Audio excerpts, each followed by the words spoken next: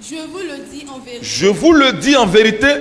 Si vous aviez de la foi comme un grain de sénévé, Si vous aviez de la foi comme un grain de sénévé, vous diriez à cette montagne, Vous- transporte-toi d'ici là, et elle se transporterait. Amen. Rien ne vous serait impossible. Écoutez, le principe de la foi est rattaché à l'expression « rien ne vous sera impossible ». Ça veut dire que tout est possible à celui qui a la foi. Tout est possible signifie qu'il peut tout faire. Tout est possible signifie qu'il n'y a rien qu'il puisse entreprendre et qui va finir par échouer. Même s'il a connu un retard une fois, deux fois, mais en termes d'accomplissement et de destination, il finira toujours par atteindre son objectif parce qu'il croit. Rien n'est impossible à celui qui croit. Et puis il dit, si votre foi était comme un grain de sénévé, alors même cette montagne allait se déplacer quand vous lui aurez ordonné. On sait ce qu'on appelle une montagne. Une montagne, c'est un amas de terre très important qu'on ne peut pas terrasser comme ça. Mais il te dit que si ta foi est comme... bon, en Afrique, la plus petite graine, on sait quoi? C'est le grain de mil, non? Donc, comme nous, on ne connaît pas sénévé, hein? Nous, c'est mil, on connaît. Donc, si ta foi est comme le grain de mil, la montagne va se déplacer devant toi.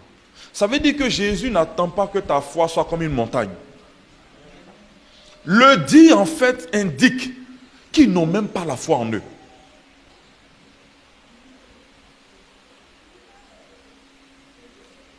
Maintenant, regardez. Le grain de sénévé est un grain qu'on peut mettre en terre pour qu'il grandisse. Amen.